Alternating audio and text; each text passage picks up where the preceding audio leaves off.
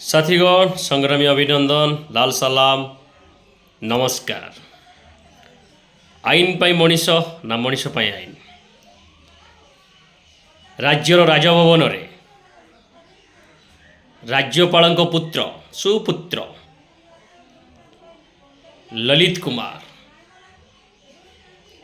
निर्मम भावे आक्रमण कर मरणांतक आक्रमण कर राज्यर जड़े वरिष्ठ अधिकारी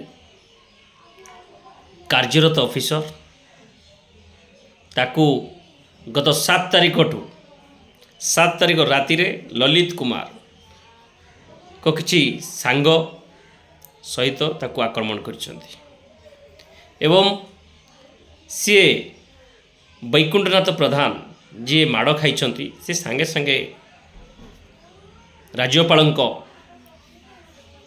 सचिव को अभियोग करछन्ति। ता सहित तांको स्त्री मध्य राज्यपाल को ए विषय जन किंतु आईन तांको धरी पारुनी। ताले आईन कहा पाई ओडिशावासी आपण माने जवाब दबा कहबो ए आईन कहा पाई। आमे गरीब गुरुआ कोठी कदली खाईदेले आम उपरे लगी जाउछि 395 379 चोरी केस रे बुक हो जाउछु। जने कार्यरत ऑफिसर को उपरे एभली आक्रमण हैला निर्यातना दिगला जोता चटई दिगला ताकू गवर्नर पुओ बोली कौन ताकू आईन छुई पारिबनी। तले आईन ठारू भी ऊर्ध्वरे मंत्री ऑफिसर गवर्नर माने ओडिशावासी ए आईन प्रकृति आमर नुह। भगत सिंह कही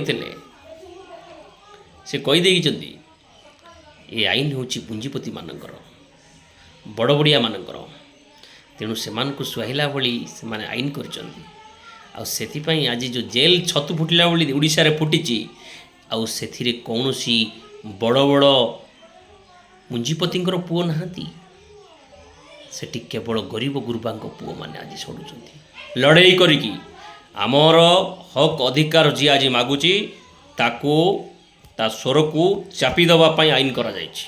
ए ब्रिटिश रो आईन ये प्रकृत जनसाधारण का आईन नुह। आज ओडिशावासी जवाब मागिबा दरकार। बीजेपी जेते बळे शासन को आसिला ओडिशार अस्मिता कथा कही बीजेपी सरकार अस्मिता कुआडे गला अस्मिता कुआडे गला आज कुआडे आमर ओडिशा जातिर जड़े ऑफिसर को माड़ाला तापाई कौन आईन छुई पारिबनी। ये जवाब ओडिशावासी आपण मान नीरव द्रष्टा साजी घर भितर ओढ़ना देकी शोई पड़े हेबनी। काली सकाळे आम उपर भी ये आक्रमण हम।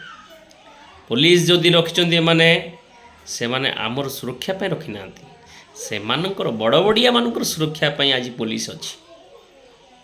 मोर अनुरोध जे आईन आज सही अपराधी मान को छुई पारुनी जे दिन दीप्रे एभली कांड करुछंती। तेणु तुरंत ललित कुमार को गिरफ्त करंतु। आईन रो ऊर्ध्वर नुहे संविधान रो ऊर्ध्वर नुहे राज्यपाल पुओ से राज्यपाल हो मुख्यमंत्री हो प्रधानमंत्री राष्ट्रपति हो समस्ते समान आईन आगे जदि आपण माने आईन की सम्मान दौरान ताले आपण माने तुरंत ललित कुमार को गिरफ्त करंतु।